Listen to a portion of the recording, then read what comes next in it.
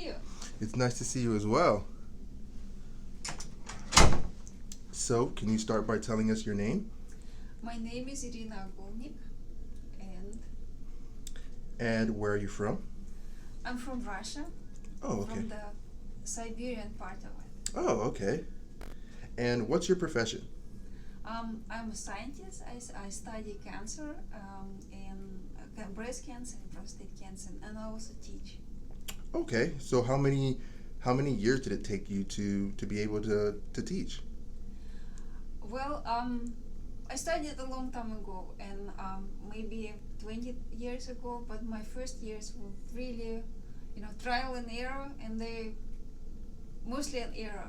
It took me a long time to be where I am right now, to be able to come up and confidently talk to my students and deliver the content and engage with them. So, how many years have you been working as a professor? I have been working as a professor 25 years. Wow. And where did you go to your undergrad? I went in a town called Novosibirsk, that's in Siberia, in Russia. And then I did my graduate studies at Baylor College of Medicine in Houston. Okay. That sounds great. And so that's where you did your graduate school. Yeah. So, what was the first time that you knew that you wanted to be a professor? So that was in grade school, in high school. So my high school last 2 years I spent in a boarding school for physics and mathematics. And that was in the academic town in Novosibirsk. Because that was the place where during the war all of the scientists were relocated from Moscow into Novosibirsk, and they started this academic center.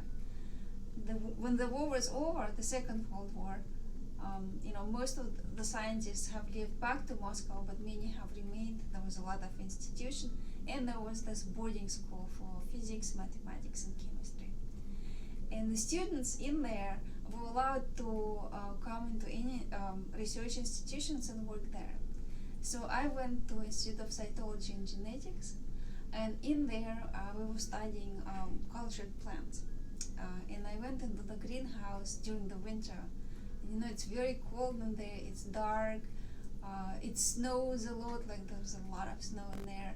And so I came in, and in there they would simulate sunlight, and there were like plants like grains like wheat, and buckwheat was blooming, rye, and they were so green and they were so beautiful. It was such a contrast with the weather outside. I was in absolute awe of these plants and of studying biology, and that's when I knew that I want to do it all of my life. Yeah, that sounds great. So, what made you fall in love with cancer specifically? I think that the cancer kind of shows us what happens when any parts of the really ordered and structured environment of our cells and our body goes wrong. If this part goes wrong, this is what happens. If that part goes wrong, this is what happens. So I think it really provides us that disorder within the cancer provides us as opportunity to study the order that is a healthy organism. So I think it's a really interesting system where different things go wrong and we are able to study the consequences. It is also, of course, is a terrible disease, and it causes a lot of suffering, which is additional thing that if you try to solve those issues, that's an additional benefit. And why would you say that someone should choose to be a professor? I think if a professor, like scientist maybe, so the two things, teaching and do science. So a person should do science if they get really excited by discovering something that nobody knows. So it doesn't happen very often, but every now and again during a scientific career you find things that nobody knows yet. You're the only one who put those little pieces together, and it causes just such a excitement and such joy, and people who are like that should do science. And also people who like to share their knowledge, they should become teaching professors, I think. Why would you say someone should not become a professor? I think that especially being a scientist, it's usually hypothesis driven. You build a hypothesis and then you test it thinking like, what could that be it? And more times than not, it isn't it. So if a person is easily frustrated, both by science or by teaching, then they should become professors. That's a great answer. So, how did your family feel when you told them that you wanted to become a scientist? So my father was a geologist and my mother was an economist, and they were very confused when I told them that. They were unsure, like where did that come from, and they were also not sure that you can make a living by doing science. But they told me, I should do what I want to do. But have you thought really well before you're going into that? Yes. So, was there ever a time on your journey when you felt like you wouldn't make it? Yes. So we immigrated. Just as I finished my graduate school, I was in a graduate school in Russia, and at that time, Soviet Union, where I was born, fell apart, and kind of there was an economical crisis, and of course, during a time of crisis, the first thing that go is arts and sciences, and so the funding all disappeared. We all had to find jobs elsewhere, and in fact, a lot of my classmates that I studied with in my boarding schools, well, they started towards a scientific careers. They could not continue. They left that path and they became, they opened businesses like driving school, selling pumps, working in different places.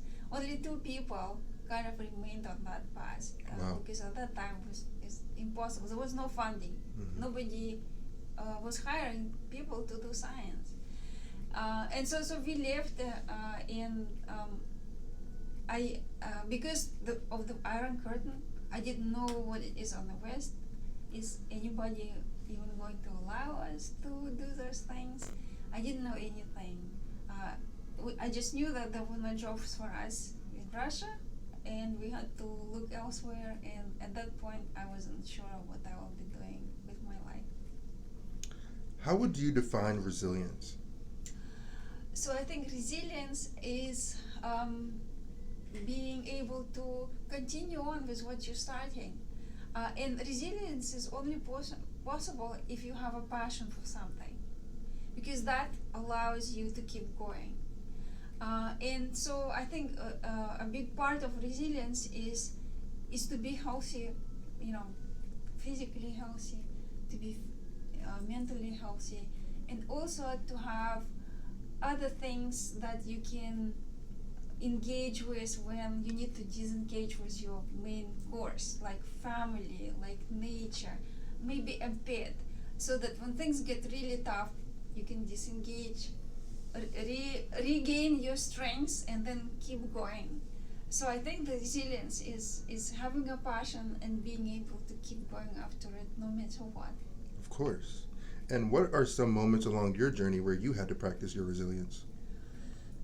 Well, often, because as I was saying, scientific career is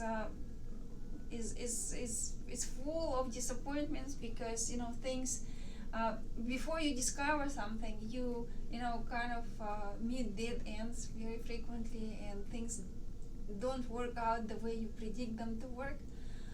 So in that case, you just need to step back, take a breather, engage with your family, engage with nature, engage with the students, do something that is still rewarding, and then come back to it. And do you believe that resilience is a mindset or based on the actions we take? I think it's both. Because I think the mindset should be, no matter how things don't work out or if something bad happens, during your pursuits, you have to really be kind to everybody else, because they are the ones. This is the framework in which you exist, in which you work, in which you pursue your goals, and also action. Sometimes you don't feel like going, continuing to go after your goals, but you just put one foot in front of the other, and you keep going. So kind of sometimes it's a mindset, and other times it's action, and the mindset kind of follows them. So I think it's both. And what qualities do you believe are necessary for someone to be resilient? I think a person has to be a team player. The person has to have a team. A person should be kind, and then, because you can't really achieve any goals by yourself. So, and if you're kind, and if you're a team player, during the times when it's really hard, your team will come in and they will support you, and they will help you keep going. And what would you say is the toughest thing that's happened so far in your life, and what did you learn from it? There's so many tough things. Like when I was very young, my father, he was a geologist, and he was an explorer. He went in the mountains. He never came back. Oh, no. So we presume he probably died. And so that created really difficult financial situation for us. We became very poor. And I know that many people can relate to that. And I think the poverty is something that really is difficult to overcome. But I think you just should keep the positive attitude, and you have to keep going after what you want, and not really give in and just try to find any job, but kind of try to keep after your dream. Of course. And how would you say that you handle disappointment? I feel like get busy, and be kind to others, and don't disengage yourself from your friends, family, and society. Don't just sit there by yourself and be unhappy. Engage and keep going. Of course. And have you ever tried to achieve something and come up short? And what did you do? Again, so many times. The bigger your goals, the more likely it is that the first time or second time you will come up short.